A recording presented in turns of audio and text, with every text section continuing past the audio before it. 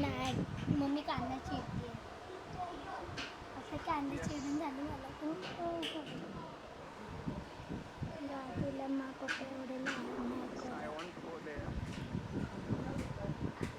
विचारे ना दादू विचारा म्हणून मम्मीने सांगितले की तू डॅड त्याला लाड केला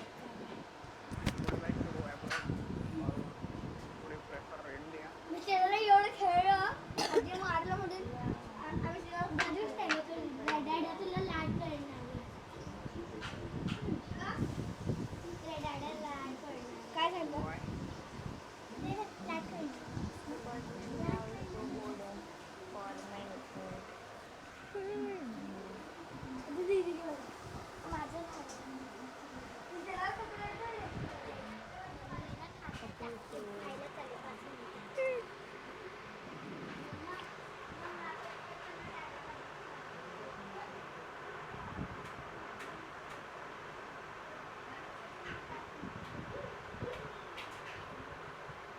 Prerna, what do you think? He should go to abroad or not?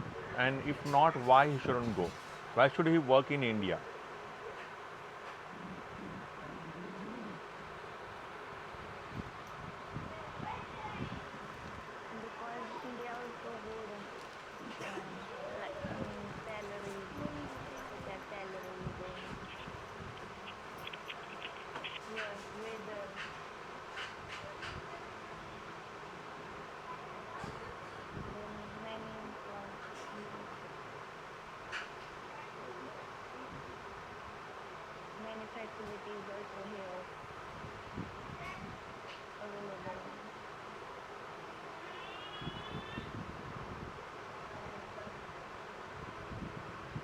Chetan, what do you think?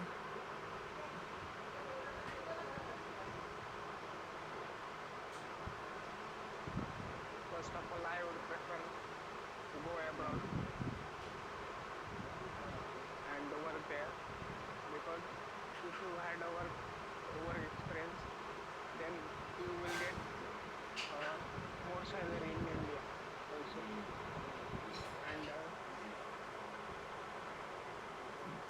if you are familiar with other countries, then they will also give you high salary.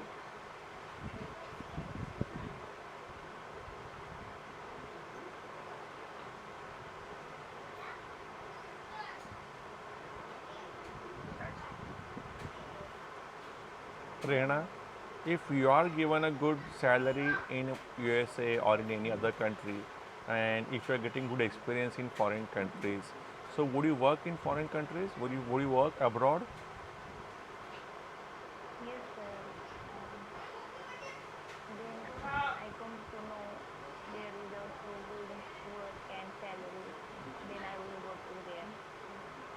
Okay. Okay, okay, good. Thank you very much, both of you. So nice. Very good, Prerna. Very good, Chetan. You can turn off your audios. And of course, I mean, you both were same, right? And logically, of course, you both were equal. Good. I'm so happy that Chetan used the sentence grammatically. Siley, why did you unmute yourself? Have you gone mad, beta? Do you want to say something, Siley? No, sir. Okay. Strictly on. I, I was shocked. Okay. And so, I mean, so Chetan used the sentence grammatically very correct. And Prerna also spoke very nicely. Especially, she tried to use the sentences which have been taught to us throughout this course. That's more important. Like, I'll come to know, she said. I'll come to म्हणजे काय मला कळेल है ना, मला माहीत पडेल, मला कळेल, त्या हिशोबाने. ठीक आहे. तर म्हणजे हे तुम्हाला शिकवलं गेलं तर तुम्ही तुमच्या रोजच्या ह्याच्यामध्ये फॉलो करा, ते खूप चांगलं आहे. And I would like to guide you here. Do watch YouTube videos, especially news channels, or maybe you can watch uh, Hollywood serials. I mean, English serials of USA or UK, Canada, Australia. तिकडे serials बघायच्या, त्यामुळे तुमचं English improve होणार. सुरुवातीला actually I have got a friend from Australia. We have been friends for last 20 years, 21 years. And so when we met in 2000 in Delhi, um, whenever he used to speak English, I did not understand it because of the pronunciation. I was hardly 19 years old. And so I had gone to attend HIVH conference in New Delhi. I had been selected by MDAX, Mumbai District Air Scooter Society, on my merit. So on the merit basis, they had selected 4 students.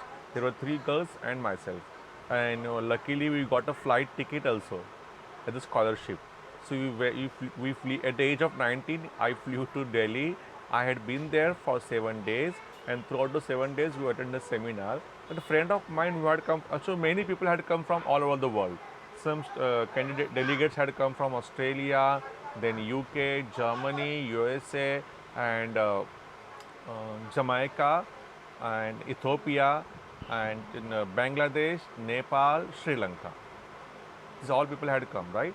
So Jeffrey, my friend Jeffrey, so he just sat beside me. Luckily, I got a chair beside him, and then from the very first day, we became very good friends. And actually, my room in the hotel was on the 3rd floor, and his room in the hotel was on the ground floor.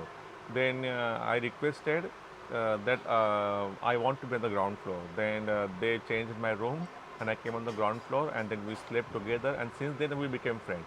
So in the beginning, whatever he used to speak, I never understood because it was very difficult for me to understand a foreigner's language. It was a very new experience for me, but I went on listening it carefully. So then he went back to Australia. He came back to India in the month of December next year. Again, he went back to Australia. Again, he came. Every year, he started coming to India in the month of December, especially because he cannot cop up the hot climate of April, May in India. So he kept coming in the month of December because India is cooler comparatively in that time. So, and I started understanding his pronunciation gradually. In the beginning, I didn't understand. But after a couple of years, after 3 years, I understood की हाँ ह्याला काय म्हणायचं आहे, तो उच्चार काय आहेत. And now I understand 100%. And he appreciates my English. He says, you speak better English than Australian native people. I said, why? He said, because you follow grammar. We don't follow grammar in Australia, he said. So that's different thing. पण in the beginning जेव्हा तुम्ही ते serials बघाल, मालिका बघाल, यूट्यूबवर त्यांचे news channels बघाल, तर त्यावेळेला तुम्हाला सुरुवातीला तुम्हाला कळणार नाही जास्त काय, पण हळूहळू बघून बघून तुम्हाला ते सराव होणार आणि तुम्हाला त्याचे इंग्लिशचे वाक्य तुम्हाला कळतील. ठीक आहे. आणि त्याच्यावर तुम्हाला फायदा होईल खूप. सेकंडरीली न्यूजपेपर वाचा इंग्लिशमध्ये. आता बारामतीला मिळतात की नाही माहीत नाही, बारामतीला का तुमच्या गावाला वगैरे, परंतु मुंबईला न्यूजपेपर असतात इंग्लिशमध्ये. तर तुम्ही ते परचेस करा, ते वापरा. रोजच्या रोज नका खरेदी करू, एक घ्या, आठवडाभर वापरा तो पेपर, तरी पण तुमचं इंग्लिश इम्प्रूव्ह होईल. ठीक आहे. हां, न्यूज चॅनल तुम्ही हे म्हणता का सिरियल यूट्यूबवर काय? मला तुमचा आवाज नीट कळला नाही. काय म्हणता तुम्ही पुन्हा बोला. नाही, बुक नाही, न्यूजपेपर वर्तमानपत्र इंग्लिशमधलं घ्यायचं. आणि द हिंदू खूप चांगलं आहे. हां, रीड करायचं, त्याच्यात आपले शब्द कळतात नवीन. आणि यूट्यूबवर चॅनल बघायचं, द हिंदूची न्यूज बघायचं. यूट्यूबवर द हिंदू न्यूजपेपर आहे ना, वर्तमानपत्र आहे द हिंदू. हां, त्याला ना सबस्क्राईब करायचं. मी ज्यावेळेला कॉलेजला होतो त्यावेळेला मी HIV प्रिव्हेन्शनवर एक्झाम दिली होती आणि त्या एक्झाममध्ये मला सिलेक्शन झालेलं. आणि त्यावेळेला मुंबईतून भरपूर लोकांनी त्यावेळेला जवळपास हजारोच्या वरती मुलं होती, 1200पर्यंत मुलं होती, मुली ज्यांनी एक्झाम दिलेली की HIV प्रिव्हेन्शनवर एक्झाम, म्हणजे HIV व्हायरस क्लास. त्यावेळेला 1998. हां, आय वॉज 1998ची गोष्ट आहे ही त्यावेळेला. तर मग हां, नाही, त्यावेळेला कॉलेजला होतो त्यावेळेला मी. I was in first year. हां, हां, म्हणजे कॉलेजमध्ये हे लागलेलं लिस्ट लागलेली की ज्यांना कोणाला द्यायची एक्झाम द्या म्हणून. मग एचआयव्ही/एड्सवर अभ्यास करायचा, हा व्हायरस काय आहे, त्यावेळेला सगळं नवीन होतं ना ते त्यावेळेला. It was very new in those days. मग त्यावेळेला मग ते सगळं व्हायरस कसा निर्माण झाला, कुठे होता तो व्हायरस, कसा पसरला इंडियामध्ये, जगभर कसा पसरला, मग हा व्हायरस कसा पसरतो, एड्स कसा होतो, त्याच्यावर काय काय लोक काय उपाय करतात, कोणती काळजी घ्यायला हवी, अशा प्रकारचे प्रश्न होते.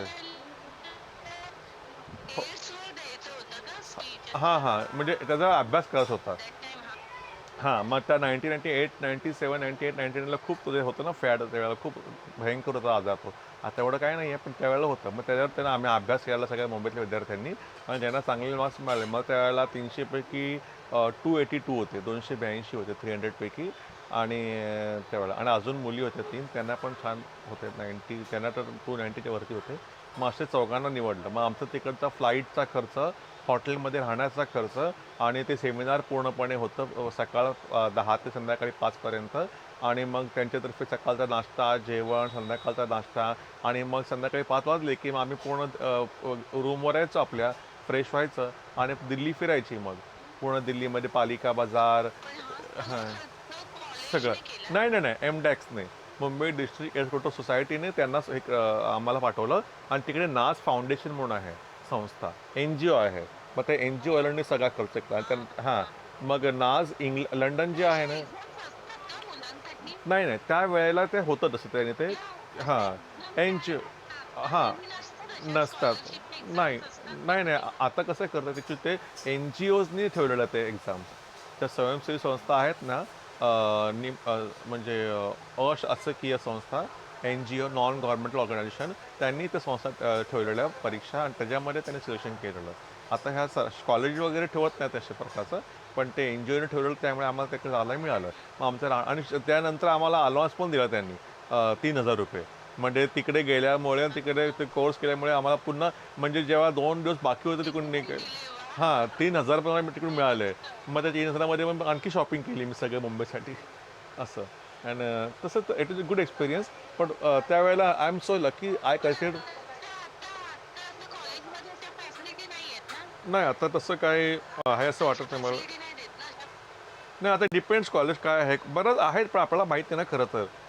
आपल्याला माहीत नाही असं करतं चौकशी करत असे नेहमी. बऱ्याच स्पर्धा असतात कॉलेजमध्ये वगैरे पण कसं आहे आपल्याला ते इन्क्वायरी करायला आली पाहिजे चौकशी करून. आणि नेमकं त्याच वेळेला मला माझा मुलं त्यावेळेला ऍक्टिव्ह पाहिजे त्या कॉलेजमध्ये. हां, हां. हे बघा हा द हिंदू न्यूजपेपर आहे हा द हिंदू तो फॉलो करायचा पेपर कधी पण. हां, हां. हां. हां, त्याच्यामध्ये माहिती सगळी अपडेटेड असते, करंट माहिती असते. तो रीड करायचा. हां, तो रीड करायचा आणि तो रीड करण्यापेक्षा आहे ना, तुम्ही यूट्यूबवर व्हिडिओज बघत राहा. ते खूप चांगलं आहे. यूट्यूबवर किंवा तुमच्या टीव्हीवर न्यूज बघत राहा इंग्लिशमधल्या. ठीक आहे? त्याच्यामुळे आपल्याला बरंच बेनिफिट मिळतं आपल्याला. मग इंग्लिश न्यूज चॅनल कोणकोणते आहेत? CNN आहे, BBC आहे, अल जझीरा आहे, NDTV इंग्लिशमध्ये पण आहे. तसं ते बघत राहायचे न्यूज त्यामुळे आपल्याला इंग्लिश बरंच इम्प्रूव्ह होतं. आणि ते बघितल्यावर ते शब्द आहेत ना लक्षात ठेवायचे असतात. त्यामुळे आपल्याला खूप त्याचा फायदा होतो खरं तर. आता बघा बरेच मग बिपिन आहे बघा A बॅचमधला, सोहम आहे किंवा चेतन आहे यांचं इंग्लिश इम्प्रूव्ह होण्याचं कारण काय? कारण की हे लोकं त्या थोड्याशा वातावरणामध्ये आहेत इंग्लिशच्या आणि त्यामुळे त्याचं बेनिफिट मिळतं. किंबहुना बघा आता एक मुलगी वृषाली पवार तुमच्या ह्या बॅचला होती ती A बॅचला गेली. तिचं पण इंग्लिश काय चांगलं आहे कारण की ती त्या वातावरणात थोडीशी आहे त्या वातावरणामध्ये आणि तिचा सराव आहे रोजचा ना त्यामुळे त्याचा फायदा होतो खरं तर. तसं रोज सराव केला की नाही stand in front of the mirror आरशासमोर उभं राहा आणि बोला. खूप तुला फायदा होईल त्याचा मग. आणि एखादा तुला फ्रेंड भेटलाच प्रेरणा, चेतन, सोहम सारखे तर टेन्शनच नाही मग तुम्हाला खूप बरं तुम्हाला मग तर चांगलंच खूप. ठीक आहे. हां. त्यांचा नंबर, फोन नंबर जरा पाठवा हां. हां, आता फोनवर असं हां. बॉक्सवर नाहीतर नक्की, नक्की. ग्रुपवर जरा. तुम्हाला देईन मी आणि मी उद्या मग एका विद्यार्थ्याला बोलून संकल्प कदम बारामतीचा मुलगा आहे तो आणि अक्षरशः एवढा ग्रामीण भागातला मुलगा होता तो मुलगा त्याला मराठी स्पष्ट बोलत नाही तो मुलगा इंग्लिशचं दूरचं पण केवळ असं त्या लेक्चर अटेंड केलं माझं ऑनलाईन आणि त्याला इतका बेनिफिट झाला इंग्लिश स्पीकिंगमध्ये की तो मुलगा कॉलेजमधून फर्स्ट आला इंग्लिश कम्युनिकेशनमध्ये आणि प्रेझेंटेशनमध्ये. त्याला मी उद्या लेक्चरला बोलवीन तुम्हाला त्याचा कळेल काय की खरंच किती फायदा होतोय म्हणून. ठीक आहे फक्त सिरियसली केलं पाहिजे इच्छा असायला पाहिजे बस बाकी काही नाही. Okay so we will wait here friends and will meet tomorrow. Take care.